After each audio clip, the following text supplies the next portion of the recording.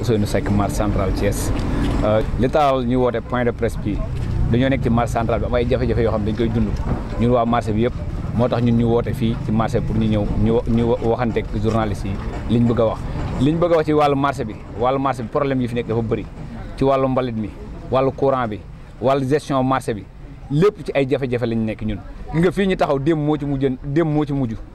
vendredi bi waa mairie ñëwee di bale ne dañuy nettoyé marché central yëpp bi ñëwee général de Gaulle bi lañ nettoyé jël seen i télé yi ñu war a filmer dem ne nettoyé nañ Thiès yëpp marché Thiès yëpp ba mu set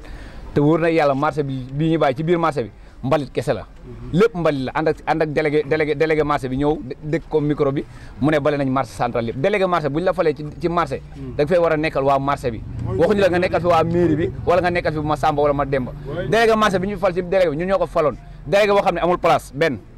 délégué bi ci kaw conduire la nekk mu kon mënut a contrôler marché délégué bu nekk ko conduire boo xam ne boo waxee mairie bi yëkkati la kon kooku mënoo contrôler marché nañu wax ne dëgg délégué da ngay am place yor sa place mën a contrôler marché délégué boo xam ne contrôle marché pousse-pousse yi sonal nañu marché amoo foo jaar gars yi fi li nekk di liggéey sax seen client amuñu fa léegi ambulant la ñuy def client bi day toog fi mu toog wala nga dem këram jëlee ko mesure ñëw ñawal ko wala nga jaay ko yebal ko moto mu dem yóbbul ko léegi nga ne ñu marché nga nekk bëgg a liggéey loolu mënut a nekk ñun ci dañuy nekk ci marché bi liggéey di fay parent di fay juuti ñun may ñu dara ba pare en plus ñun ñooy wut balekat di ko fay chaque jour place bu mu bale 100 francs mairie ñu koy fay suñu xaalis mu war ñu ñëw baleel ñu mairie baleel ñu gardien ñu ñoo ko jël suñu bopp bi ñuy xawee rey fii ci ay sàcc di daaji gànnaar yi di daaji lépp ñun ñoo mujjee jëli suñuy gànnaar suñuy gardien di ko fay chaque weer ñu cotiser ñun fay suñuy gardien loolu mairie moo ko waroon a def mairie 120 000 francs chaque mai par kilo loolu xam nga jaaduwul lañu wax loolu jaaduwul problème courant bi daaw jéeg bi mu fi yàqoo fii mairie moo war a jënd li yàqoon ci pièce bi mënu koo jënd ñun ñoo ko mujjee jënd cotiser 200 000 place bu nekk ñu war fa laaj pour jënd pièce bi pour ñu kii deuxième fois bërki fanele xale bi fi courant bi lakkoon ci événement yi mooy boîte yooyu di tijjee ko buntu marché bi boîte yi dafa ubbee ko mairie bi lu ñu ñëwee duñu defar boîte yi bi mu ubbee ko am na benn xale boo xam ne courant bi da fay maas ba sappoor moo ko jël si yooyu ay kaara te ma chaque jour ak chaque événement ak tàkk-tàkk bi am ci poste courant ak lii jafe-jafe yooyu lañ bëgg nag ñu dindi ko régler ko benn par benn nawet bi mu ngi ñëw marché bu mu nawet bi ñëwee doo jaar fenn fépp ay taa ndox yi day dugg ba ci biir place yi nañ wax dëgg loolu yëpp ci délégué la mairie bi am na ci part délégué bi am na ci part ñun ñu nekk ci marché bi am nañu part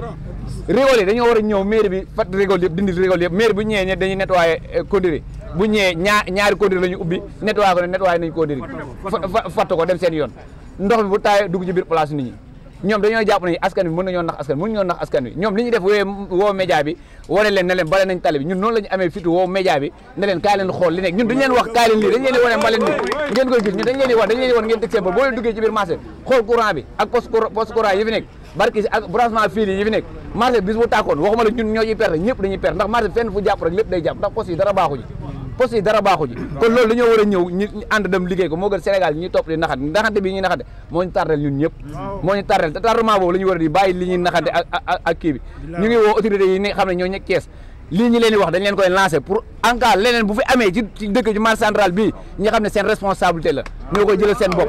tàkk-tàkk bu fi amee ci marché central ñi xam ne seen responsabilité la ndax marché bi jiyee li fi am nii ci jiyee bërki démb ci événement Korité bi tàkk bi poste courant bi tàkk bu fi ñaaraat ñaan ñu ko yàlla de waaye bis bu fi jàppee ñëpp ay yàqule ndax ay millions fi nekk ci marché te ñi ñoo koy liggéey boobaa dañuy toog seen kër jàpp seen jaambur délégué bi am na ci part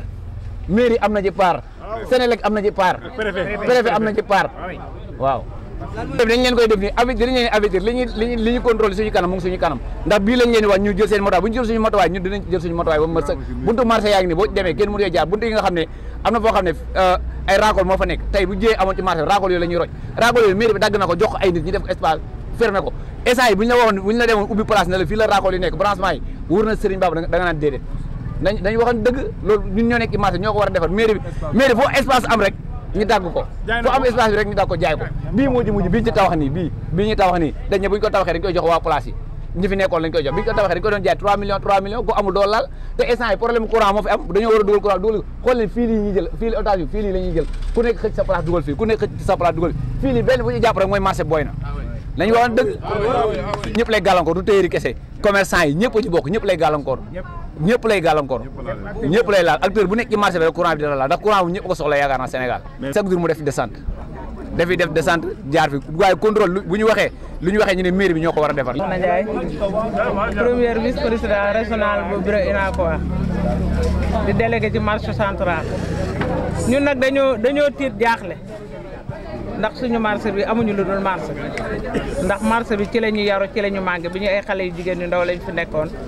ba tey ñuy ay mag mais liñ fi gis léegi am nañ ci tiit lool jaaxle nañ ci lool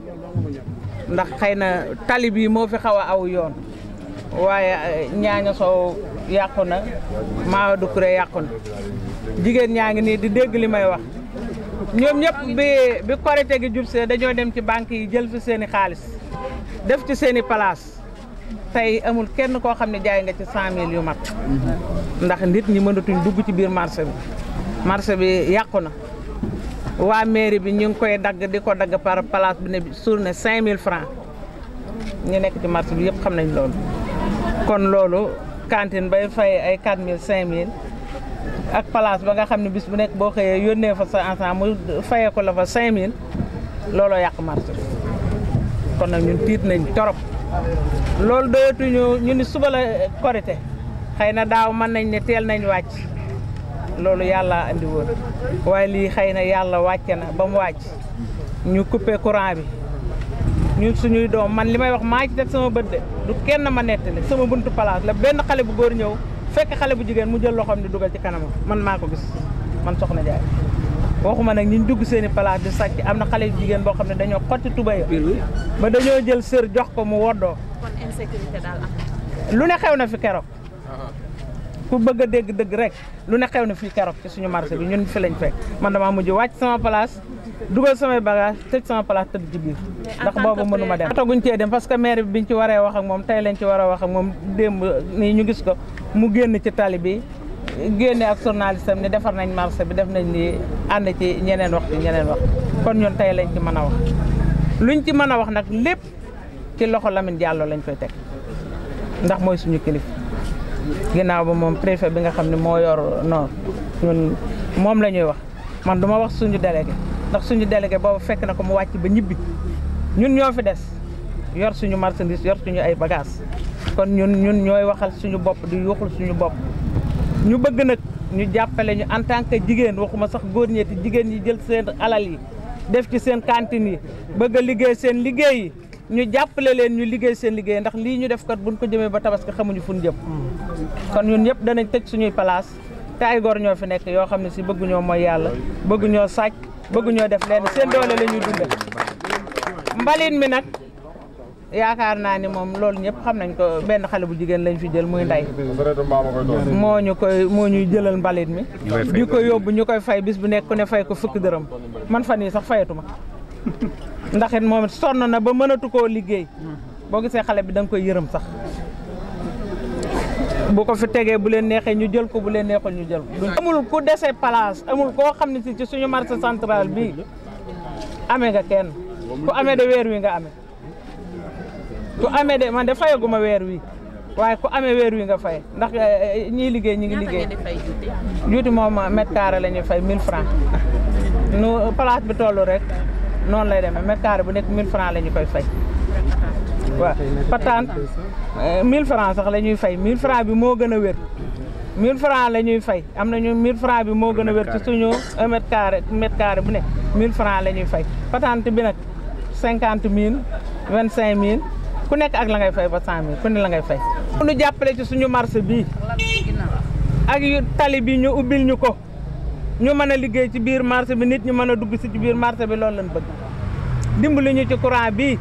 ba bu liggéey jotee nu mën a liggéey ndax ku nekk xam na ni commerçant ak commerçante akub tailleur buñ nee suba la tabaski wala suba la korité sa liggéey ci lay gën a taxaw buñ la ko xañee nag yàqal nañ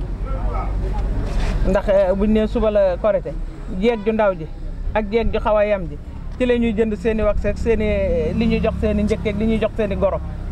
marché bi la ñuy fanaan ba bët set di jëndanteeg ñoom ak a jaayanteeg ñoom di jënde daal ñii di ñaw lu ñii di wut seen i cuuraay ñii di wut seen lu leen neex ku ne ak la nga soxla ci marché bi fanaan ba bët set ñu liggéey loolu daal lañ bëgg kuñ ci dimbali. Pour les difficultés qu'ils ont vécues à la veille de la Korité, notamment on peut citer l'insalubrité totale du marché central. Je confirme cela. Moi-même, c'est moi qui a amené une jeune fille à Touba pour nettoyer l'Ilodé. Chaque mois, on le paye beaucoup d'argent. Donc par rapport à ça, nous avons recruté une agence de sécurité pour la sécurité du secteur du Île-aux-Dés. Par rapport à ça,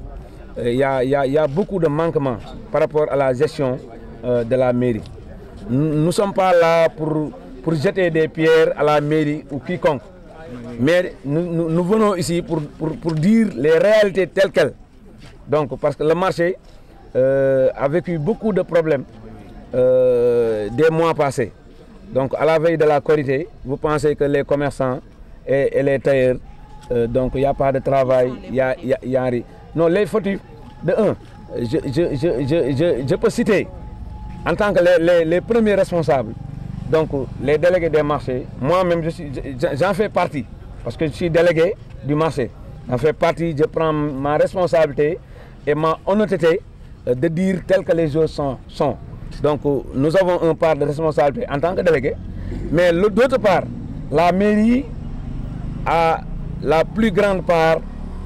dans ce marché, parce que le marché central est le marché le plus grand de Thiès. Donc c'est les sous de la mairie de la commune Thiès Nord, en l'occurrence le maire Lamine Diallo, ils viennent chaque mois récolter les paiements des taxes municipaux. Donc pour cela, l'insalubrité des îlots, ils viennent nettoyer le général de Gaulle, ils ne nettoient pas les îlots. Les îlots, c'est la plus grande, secteur du marché central. Donc il y a 4 îlots du marché central, îlot A, îlot B, îlot C. Mais à chaque mois, à chaque année, la veille de la Korité ou la Tabaski, je fais appel à tout le monde pour qu'ils puissent nettoyer le marché. Mais à chaque fois, ils nettoient le général de Gaulle et ils laissent à l'intérieur pareil. Moi-même, en plusieurs fois, j'ai amené mes copains et mes amis le lendemain de la Korité pour nettoyer. Moi-même, je ne suis pas un agent de la mairie, mais je suis un citoyen thiessois, je suis un citoyen du marché, je suis un responsable du marché. Je prends ma responsabilité de nettoyer le marché. Ce n'est pas du tout normal. Donc, par rapport au courant, c'est la insécurité totale. Donc je lance un appel au préfet du département, au sous-préfet de Thiès Nord, à l'occurrence le chef de service régional de la Sénélec. Ils ont fait beaucoup d'efforts quand même pour rétablir l'électricité. Mais les manquements sont énormes. Quel est le problème? Les branchements clandestins, c'est la cause principale du problème. Vous voyez, nous, on n'a pas le droit d'aller dans un magasin ou dans une cantine pour débrancher des fils et quiconque. Donc c'est la responsabilité de la Sénélec et c'est la responsabilité des autorités étatiques et compétentes de venir le faire. Donc le problème des cuirages, à 3 mois de l'hivernage, il devrait venir pour curer les canaux. Mais il le fait en plein hivernage. Ce n'est pas du tout normal. Donc c'est pour cela qu'à chaque fois besoin qu'on fait appel, on sera là devant nos membres et devant ceux qui se travaillent au marché central, parce qu'ils ont beaucoup perdu. Ils ont beaucoup perdu, surtout les commerçants. Plus particulièrement le général de Gaulle. Ils l'ont, comment dire ça, ils l'ont, je peux dire, ils l'ont transformé en marché. Le général de Gaulle, 3 jours après la Korité, il transforme le général de Gaulle en marché. Table 1000 francs, table 2000, table 3000. Ce n'est pas du tout normal. Un commerçant qui fait un dette, un prêt, des millions pour avoir quelque chose, un pouce-pouce devant son magasin et vend de n'importe quoi et plus moyen que lui. Ce n'est pas du tout normal. C'est la responsabilité de la mairie, c'est la responsabilité. Je dégage la responsabilité maintenant des délégués. Mais il faut que le marché central prenne leur responsabilité d'agir en tant que des responsables. Parce que chacun est responsable de soi-même. Donc je lance un appel aux autorités de prendre part à l'insécurité totale du marché central